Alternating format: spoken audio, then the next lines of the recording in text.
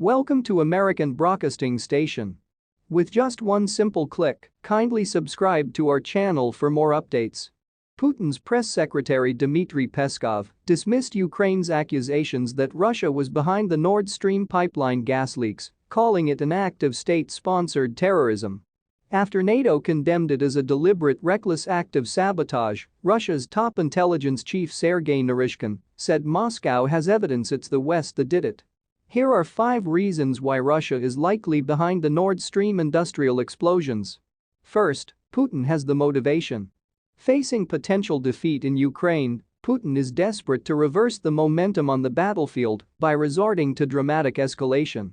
This is his way of trying to compel the US and Europe to stop providing long-range weaponry to Ukraine. Second, damaging or destroying critical infrastructure is consistent with Russia's warfighting concept called strategic operation to defeat critical infrastructure of the adversary.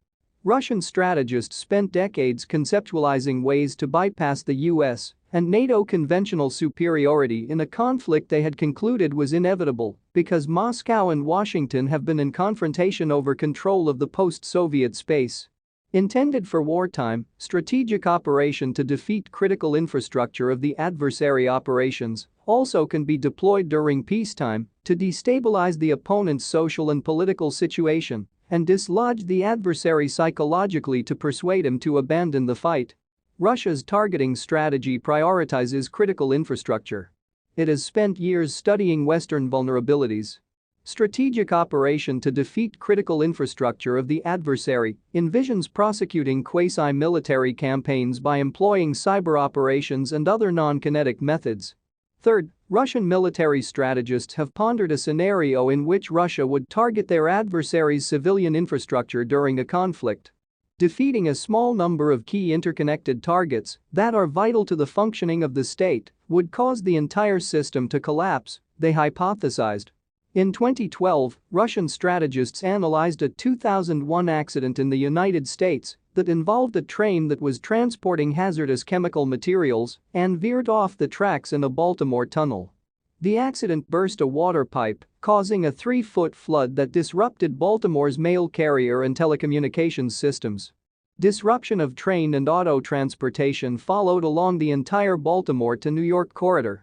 Taking parts of the adversary's civilian infrastructure out of commission, the Russian strategists argued, will produce cascading destructive effects, harming the economy, healthcare, defense and security of the entire state. Fourth, Russia is one of very few countries that has the exact capability needed to sever the Nord Stream pipelines carrying Russian gas to Europe and to do it covertly.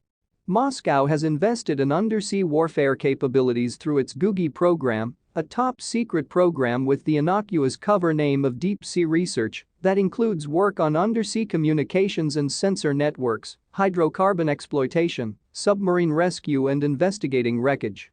Moscow has war-gamed territorial incursions in the Baltic Sea and the North Atlantic, as well as the disruption of undersea cables that carry communications. It is the only country, according to the U.S. Naval Institute, that has a fleet of special mission submarines for seabed warfare and espionage and is expanding this capability, while U.S. and European anti-submarine warfare capabilities have atrophied since the end of the Cold War. Fifth, Putin has no use for Nord Stream in the short term, as neither Pipeline 1 or 2 are revenue-producing. Moscow shut down Nord Stream 1 at the end of August, claiming that US and European economic sanctions had made maintenance impossible. Nord Stream 2 never became operational, with Germany having declined its certification. To the contrary, taking Nord Stream out of commission serves Putin's goal of freezing the Europeans in winter, a standard Putin move to use energy as a weapon. Russia is replacing this lost revenue with export earnings from non-Western countries such as China, India, and even the Taliban. The Kremlin has the motive, the means and a war-fighting doctrine that all put the sabotage of the Nord Stream pipeline directly at its feet. Kindly subscribe for more